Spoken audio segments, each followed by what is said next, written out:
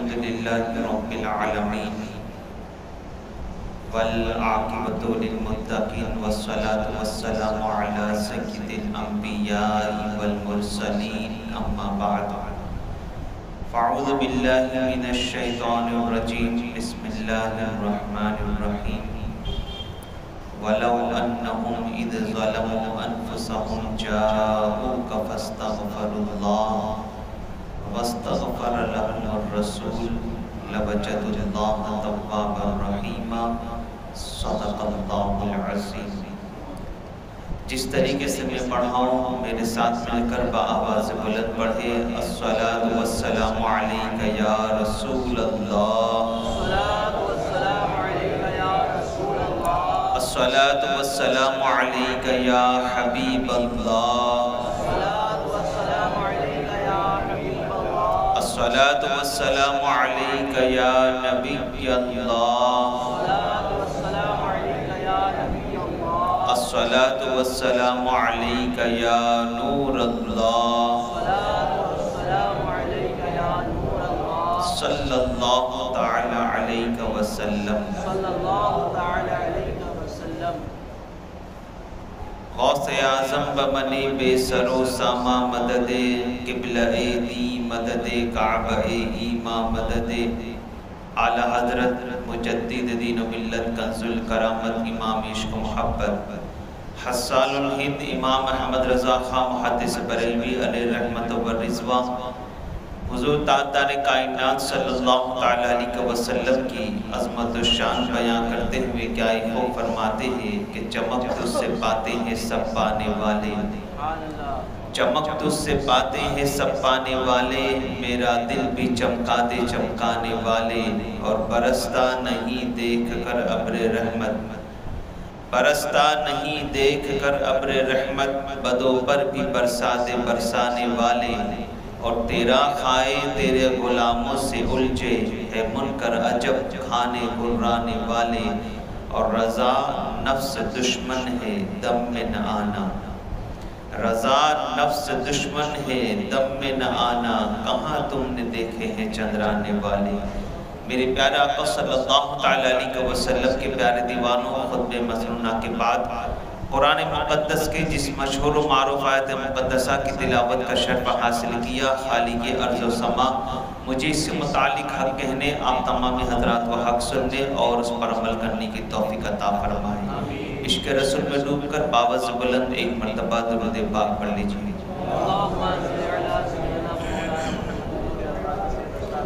اللہم صلی علی سیدنا و مولانا محمد نور الانوار و سر الاسرار و سید الابرار صلی اللہ علیہ وسلم۔ میرے پیارے آقا صلی اللہ علیہ وسلم کے پیارے دیوانوں، اللہ تبارک و تعالیٰ نے اپنے بندوں پر دو طرح کے حقوق کی ادائیگی لازم فرمائی ہے۔ پہلا حق جو اللہ تعالیٰ نے اپنے بندوں پر لازم کیا ہے وہ حقوق اللہ یعنی اللہ کے حقوق ہے، جیسے نماز، روزہ، حج و زکوٰۃ وغیرہ کی پابندی کرنا،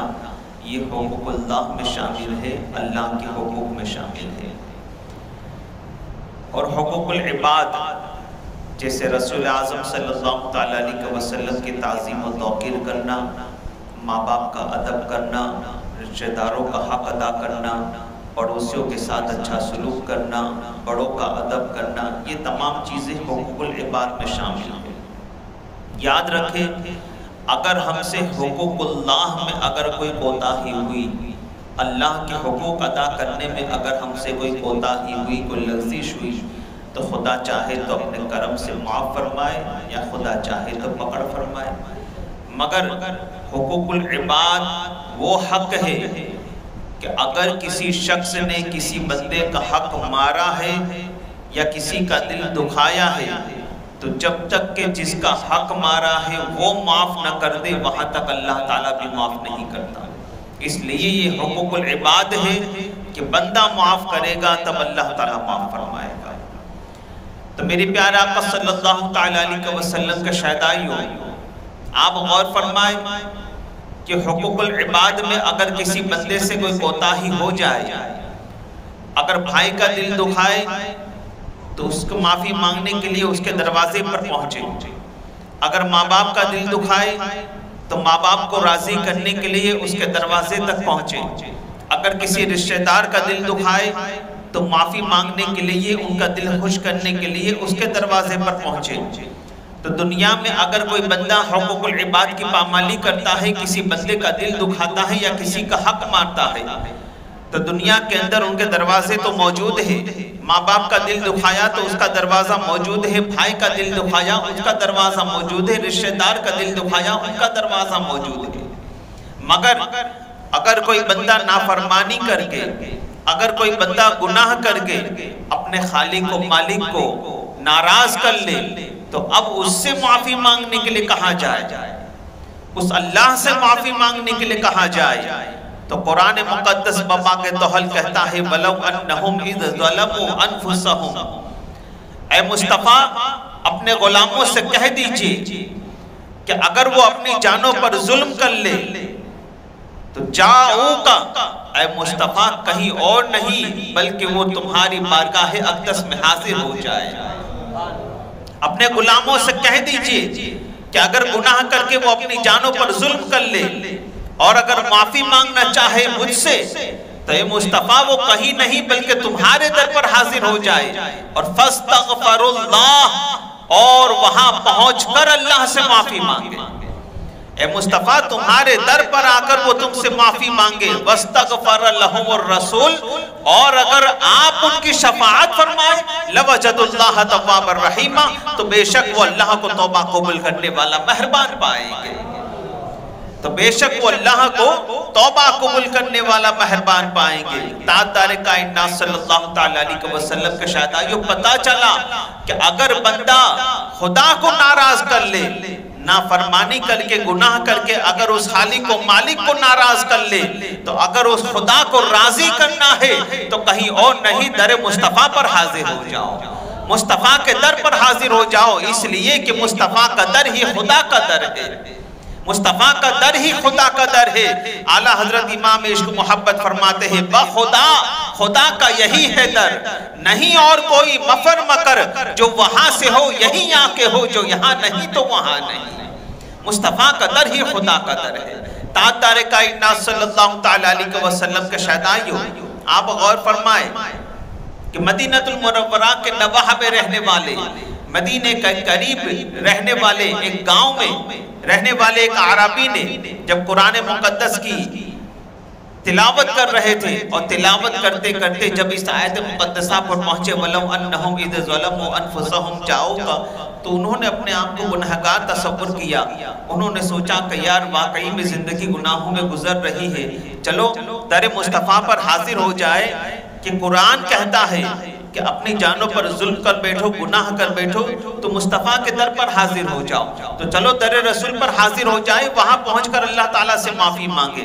اللہ اکبر. انہوں نے فوراً رخت سفر باندھا، اونٹنی تیار کی اور توشادان لیا اور مدینے کا سفر شروع کر دیا. جب وہ مدینہ المنورہ پہنچے تو مدینہ المنورہ پہنچنے کے بعد انہیں پتا چلا کہ مصطفیٰ جان رحمت صلی اللہ علیہ وسلم کو تو اس فانی دنیا سے پردہ کیے ہوئے 3 دن گزر چکے ہیں. اللہ اکبر. انہوں نے صحابہ کرام علیہم رضوان سے مصطفیٰ جان رحمت صلی اللہ علیہ وسلم کے مزار پر انوار کا پتہ پوچھا. صحابہ نے مزار پر انوار کا پتہ بتایا. وہ صحابی، وہ عربی مصطفیٰ جان رحمت صلی اللہ علیہ وسلم کے مزار پر انوار پر حاضر ہوئے اور عرض کرتے ہیں یا رسول اللہ صلی اللہ علیہ وسلم بڑی دور سے آیا تھا،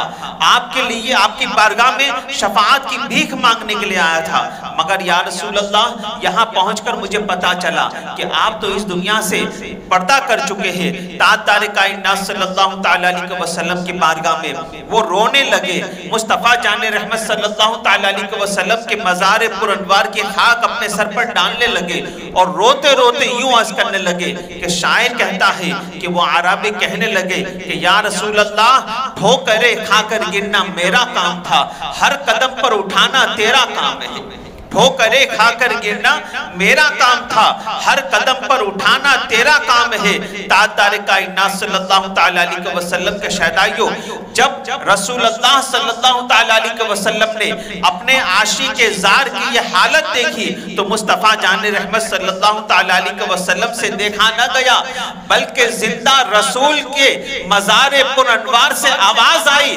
مصطفیٰ فرماتے ہیں اے اعرابی، آنا تیرا کام تھا، بخشوانا میرا کام ہے، جا قد غفر لکا، خدا نے تیرے خطاؤں کو معاف فرما دیا ہے، جا اللہ نے تیری خطاؤں کو معاف فرما دیا ہے۔ تاجدار کائنات صلی اللہ تعالیٰ علیہ وسلم کے شہدائیوں، مصطفیٰ کا در وہ در ہے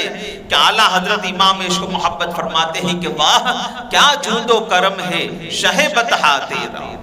واہ کیا جود و کرم ہے شہ بطحا تیرا، کہ نہیں سنتا ہی نہیں مانگنے والا تیرا۔ مصطفیٰ کے در سے کبھی کوئی خالی ہاتھ واپس لوٹا ہی نہیں، یہ وہ در پاک ہے جہاں سے منگتے سے سوا ملتا ہے، مانگنے سے سوا اللہ تعالیٰ عطا فرماتا ہے۔ تاجدار کائنات صلی اللہ تعالیٰ علیہ وسلم کے شہدائیوں، آپ غور فرمائیں کہ اعلیٰ حضرت امام عشق محبت امام احمد رضا خان رضی اللہ تعالیٰ عنہ کا یہ جو شعر ہے، واہ کیا جود و کرم ہے شہ بطحا تیرا، علماء کرام اس کی تشریح کرتے ہوئے بڑی ہی پیاری بات ارشاد فرماتے ہیں۔ علماء کرام فرماتے ہیں کہ اعلیٰ حضرت رضی اللہ تعالیٰ عنہ نے یہ جو شعر کہا ہے واہ کیا جود و کرم، اس ایک لائن میں، اس ایک شعر میں اعلیٰ حضرت نے مصطفیٰ جان رحمت صلی اللہ تعالیٰ علیہ وسلم کی دونوں عظیم صفتوں کا بیان فرمایا ہے۔ اس ایک شعر میں رسول اللہ کی دو عظیم صفتوں کا بیان ہے، اور دو عظیم صفتیں کون سی ہیں؟ ایک جود اور ایک کرم، ایک جود اور ایک کرم، واہ کیا جود و کرم، ایک جود اور ایک کرم۔ اور جود اور کرم کسے کہتے ہیں؟ تو علماء فرماتے ہیں الجود ما کان بغیر سوال والکرم بالسوال، کہ جود وہ ہے جو بن مانگے ملے اور کرم وہ ہے جو مانگنے پر ملے، کرم وہ ہے جو مانگنے پر ملے۔ مصطفیٰ جان رحمت صلی اللہ تعالیٰ علیہ وسلم کا در وہ در ہے کہ جہاں بن مانگے تو عطا کیا ہی جاتا ہے، مانگنے پر بھی جھولیاں بھر بھر کے عطا کیا جاتا ہے۔ تاجدار کائنات علیہ الصلوۃ والتسلیم کے شہدائیوں، میرے مصطفیٰ کا جود بن مانگے میرے مصطفیٰ نے کیا عطا فرمایا ہے۔ اللہ اکبر، بڑا ہی مشہور معروف واقعہ ہے حضرت زید رضی اللہ تعالیٰ عنہ کا۔ حضرت زید رضی اللہ تعالیٰ عنہ ایک مرتبہ ان کی والدہ کہتی ہے کہ بیٹا آج میں چاہتی ہوں کہ مغرب کی نماز آج تو مصطفیٰ جان رحمت صلی اللہ تعالیٰ علیہ وسلم کے اقتدام میں ادا کرو، مغرب کی نماز سرکار کے پیچھے پڑھو، اور جب نماز مکمل ہو جائے تو مصطفیٰ جان رحمت صلی اللہ تعالیٰ علیہ وسلم کی بارگاہ میں یہ معروضہ پیش کرنا کہ یا رسول اللہ دعا فرما دیجئے اللہ میری اور میری والدہ کی خطاؤں کو معاف فرما دے،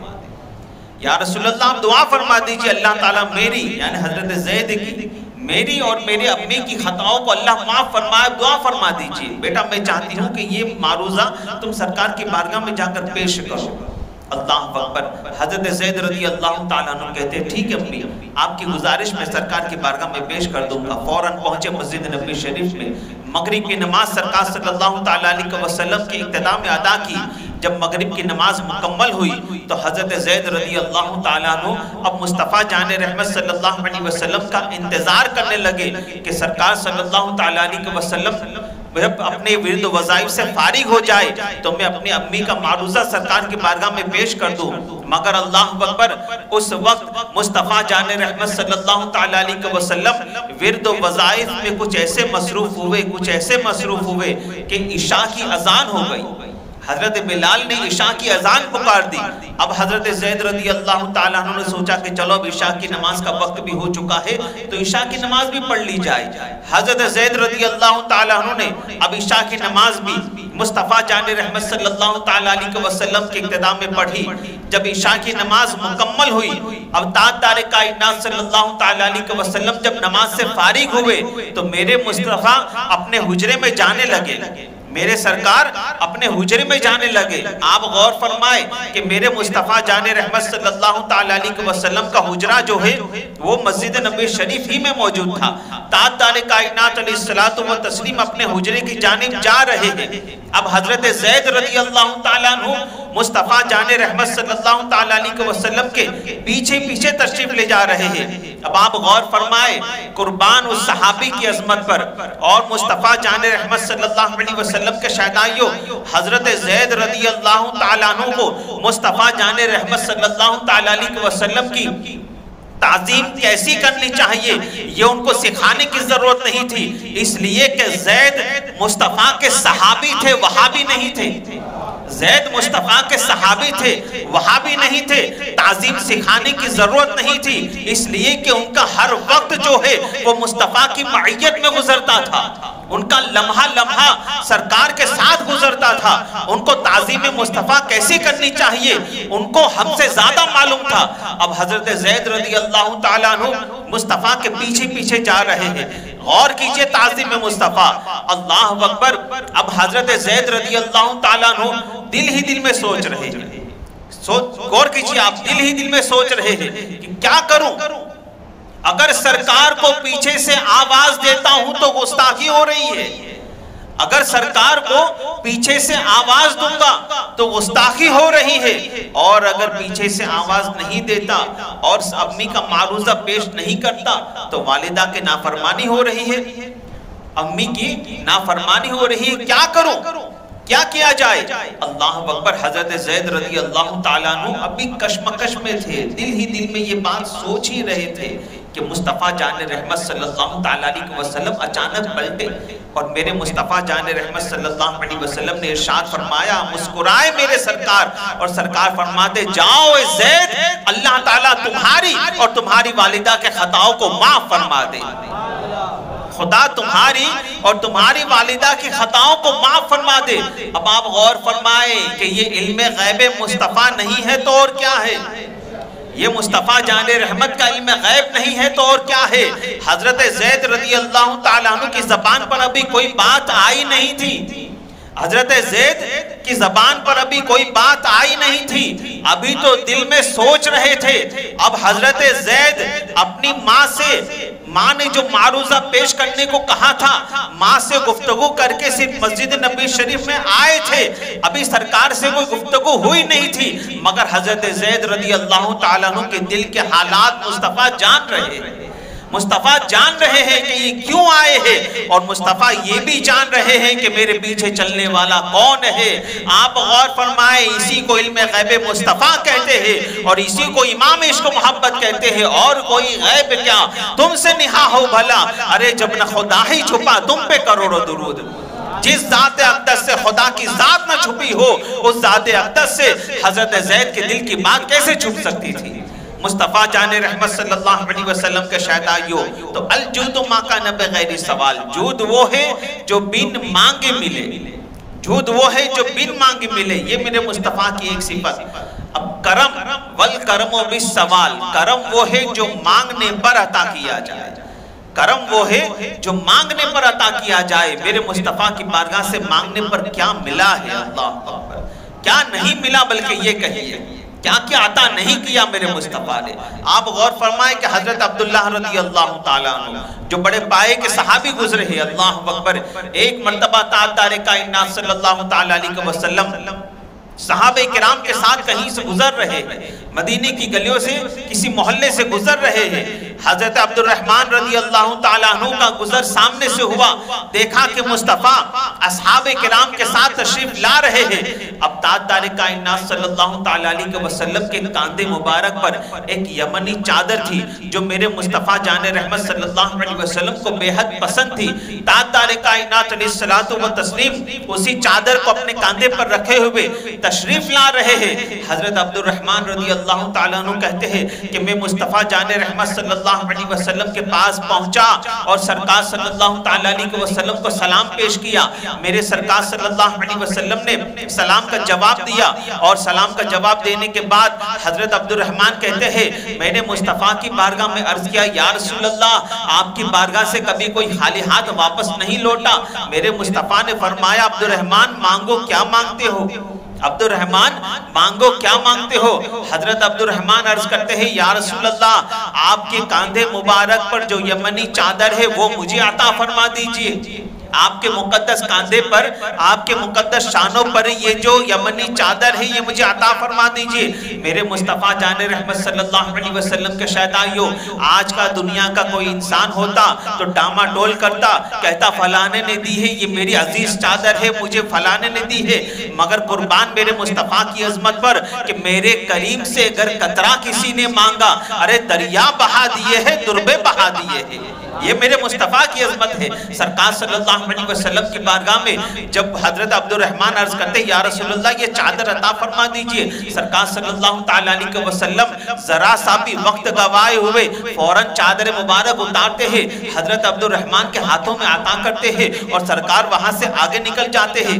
صحابہ کرام کے ساتھ میرے مصطفیٰ وہاں سے آگے نکل جاتے ہیں۔ انہی میں کے ایک صحابی جو سرکار کے ساتھ جا رہے تھے، انہی میں کے ایک صحابی وہیں پر رک جاتے ہیں اور رکنے کے بعد کہتے ہیں اے عبد الرحمن یہ تم نے کیا غضب کر دیا؟ کہتے ہیں کیا کیا میں نے؟ کہا یہ جو تم نے سرکار سے چادر مانگی یہ میرے مصطفیٰ کو بڑی عزیز تھی، سرکار اس چادر مبارک کو ہمیشہ اپنے شانوں پر رکھا کرتے تھے، اسی چادر کو تم نے مانگ لیا، یہ تم نے کیا غضب کر دیا؟ اللہ اکبر اللہ اکبر، وہ بھی عاشق رسول تھے، میرے مصطفیٰ کے شہدائی تھے، صحابی رسول تھے۔ حضرت عبد الرحمن کہتے ہیں اے میرے بھائی سن، میرا یہ چادر مانگنے کا مقصد کچھ اور ہے۔ کہا کیا مقصد ہے؟ وہ عرض کرتے ہیں کہ سنو، میں نے دیکھا کہ مصطفیٰ جان رحمت صلی اللہ علیہ وسلم اسی چادر مبارک کو ہمیشہ اپنے شانوں پر رکھا کرتے ہیں، ہمیشہ اپنے کاندھوں پر رکھا کرتے ہیں۔ تاجدار کائنات علیہ الصلوۃ والتسلیم کے شہدائیوں، وہ صحابی کہتے ہیں کہ میں نے میرے مصطفیٰ کی یہ حدیث پاک سنی ہے، من مس جلدی لن تمسہ النار، کہ جو شے مجھ سے ٹچ کر گئی، جو چیز مجھے چھو گئی، اسے جہنم کی آگ نہیں چھو سکتی۔ اللہ اکبر، وہ صحابی کہتے ہیں کہ میں نے بارہا دیکھا ہے کہ سرکار صلی اللہ علیہ وسلم سے یہ چادر مبارک نے جسم مصطفیٰ کو ہمیشہ مس کیا ہے، اس چادر نے ہمیشہ جسم مصطفیٰ کو مس کیا ہے۔ تو اے صحابی سن لے، اے میرے بھائی سن لے، میں نے سرکار سے چادر اس لیے مانگی کہ یہ چادر میرے مرنے کے بعد میری قبر میں میرا کفن بن کر میرے ساتھ آئے، میرا کفن بن کر کے میرے ساتھ آئے، تاکہ مصطفیٰ جان رحمت صلی اللہ علیہ وسلم سے جسم اقدس سے جس چادر نے مس کر دیا ہے، اللہ تعالیٰ اس چادر مبارک کو دیکھ کر مجھ پر رحم فرما دے، اس چادر کو دیکھ کر مجھ پر رحم فرما دے۔ تاجدار کائنات صلی اللہ علیہ وسلم کے شہدائیوں، الجود ما کان بغیر سوال والکرم بالسوال، کرم وہ ہے جو مانگنے پر عطا کیا جائے۔ میرے مصطفیٰ جان رحمت صلی اللہ علیہ وسلم، آپ غور فرمائیں، حضرت ربیہ بن کعب رضی اللہ تعالیٰ عنہ، بڑا ہی مشہور معروف واقعہ ہے۔ ربیہ بن کعب، ان کی عادت کریمہ تھی کہ مصطفیٰ جان رحمت صلی اللہ علیہ وسلم کو ہمیشہ وہ تہجد کی نماز کے لیے وضو کروایا کرتے۔ حضرت ربیہ بن کعب کی ڈیوٹی تھی کہ ہمیشہ قربان و صحابی کی عظمت پر کیا منظر ہوگا کہ مصطفیٰ جان رحمت صلی اللہ علیہ وسلم کو ہمیشہ تہجد کے لیے جب وہ وضو کرواتے ہوں گے۔ اللہ اکبر، آپ غور فرمائیں، حضرت ربیہ بن کعب رضی اللہ تعالیٰ عنہ معمول کے مطابق ایک دن مصطفیٰ جان رحمت صلی اللہ علیہ وسلم کو تہجد کی نماز کے لیے وضو کروا رہے ہیں۔ اچانک میرے مصطفیٰ کی رحمت کا دریا جوش میں تھا۔ مصطفیٰ جان رحمت نے فرمایا سل ربیہ، اے ربیہ مانگ کیا مانگتا ہے، اے ربیہ مانگ کیا مانگتا ہے۔ آج کا دنیا کا کوئی انسان ہوتا تو دنیا کے عیش و عشرت کے سامان مانگ لیتا، آج کا دنیا کا کوئی انسان ہوتا تو گاڑی اور بنگلہ مانگ لیتا، آج کا دنیا کا کوئی انسان ہوتا تو ہیرے جواہرات مانگتا، نفس پرستی کی چیزیں مانگتا، مگر قربان حضرت ربیہ بن کعب رضی اللہ تعالیٰ عنہ کی مانگ پر جب مصطفیٰ جان رحمت نے فرمایا سل ربیہ، اے ربیہ مانگو کیا مانگتے ہو، تو حضرت ربیہ بن کعب رضی اللہ تعالیٰ عنہ نے دنیا کی دولت نہیں مانگی، بلکہ بخاری کی حدیث پاک ہے، عرض کرتے ہیں مرافقتک فی الجنہ، یا رسول اللہ ربیہ کو کچھ نہیں، بس جنت میں آپ کا ساتھ چاہیے، جنت میں آپ کا ساتھ چاہیے۔ تاجدار کائنات علیہ الصلوۃ والتسلیم کے شہدائیوں، آپ غور فرمائیں کہ حضرت ربیہ بن کعب رضی اللہ تعالیٰ عنہ نے جنت میں مصطفیٰ کا ساتھ مانگ کر کیا مانگا جانتے ہو آپ؟ حضرت ربیہ نے جنت میں مصطفیٰ کا ساتھ مانگ کر کیا مانگ لیا؟ اس بات کو اگر سمجھنا ہے تو محمود اور ایاز کا واقعہ سن لیجئے کہ حضرت ربیہ نے جنت میں مصطفیٰ کا ساتھ مانگ کر کیا مانگ لیا۔ اللہ اکبر۔ محمود جو بہت بڑے بادشاہ گزرے ہیں، بڑے ہی پرہیزگار بادشاہ گزرے ہیں، ان کے غلام ایاز جو سید زادے تھے، ایک مرتبہ محمود بادشاہ کی بے رحمت کا دریا جوش میں تھا، کہنے لگے آج جو شخص میرے محل میں رکھے ہوئے خزانے پر جن جن چیزوں پر ہاتھ رکھ دے گا وہ خزانہ اس کا ہو جائے گا۔ اعلان کے مطابق کسی نے ہیرے جواہرات پر ہاتھ رکھ دیے، کسی نے سونے اور کسی نے چاندی پر ہاتھ رکھ دیے، کسی نے موتی پر ہاتھ رکھ دیے۔ جو تشت وہاں پر پڑے تھے، جو تھال موتیوں کے تھال پڑے تھے، سونے کے تھال پڑے تھے، چاندی کے سکوں کے تھال پڑے تھے، ہیرے جواہرات کے تھال تشت پڑے تھے، ہر کسی نے کسی چیز پر ہاتھ رکھ دیا، مگر قربان غلام ایاز کی عظمت پر کہ غلام ایاز نے محمود بادشاہ کے اوپر ہاتھ رکھ دیا۔ غلام ایاز نے محمود بادشاہ کے اوپر ہاتھ رکھ دیا۔ محمود بادشاہ نے کہا اے غلام ایاز، میرے اعلان کے مطابق آج جن جن لوگوں نے جس چیز پر ہاتھ رکھا ہے بے شک وہ چیز اس کی ہو گئی، مگر کیا وجہ ہے کہ تم نے ان چیزوں پر ہاتھ نہ رکھتے ہوئے میرے اوپر ہاتھ رکھا؟ اب جواب سنو، حضرت ربیہ نے جنت میں مصطفیٰ کا ساتھ مانگ کر کیا مانگ لیا؟ محمود بادشاہ سے غلام ایاز کہتا ہے بادشاہ، جن جن لوگوں نے جس چیز پر ہاتھ رکھا ہے وہ چیزیں محدود ہیں، وہ چیزیں محدود ہے، یعنی جس نے ہیرے جواہرات پر ہاتھ رکھا ہے وہ ایک تھال کے اندر ہے، ایک دن تو ختم ہونے والا ہے، ایک دن تو ختم ہونے والا ہے۔ جن لوگوں نے سونے اور چاندی کی سکوں پر ہاتھ رکھا ہے وہ بھی ایک تشت میں ہے، ایک تھال میں ہے، وہ بھی ایک نہ ایک دن ختم ہو جانے والا ہے۔ جن لوگوں نے جن چیزوں پر ہاتھ رکھا وہ ساری چیزیں محدود ہے، ایک دن ختم ہونے والی ہے۔ میں نے تو یہ سارے خزانوں کے مالک پر ہاتھ رکھ دیا، گویا مالک میرا ہو گیا، سارا خزانہ میرا ہو گیا۔ تو جنت میں مصطفیٰ جان رحمت کا ساتھ حضرت ربیہ نے مانگ کر گویا کہ ساری جنت ہی مصطفیٰ سے مانگ لی، تجھ ہی کو مانگ کر مانگ لی ساری کائنات، مجھ سا کوئی گدا نہیں، تجھ سا کوئی سخی نہیں۔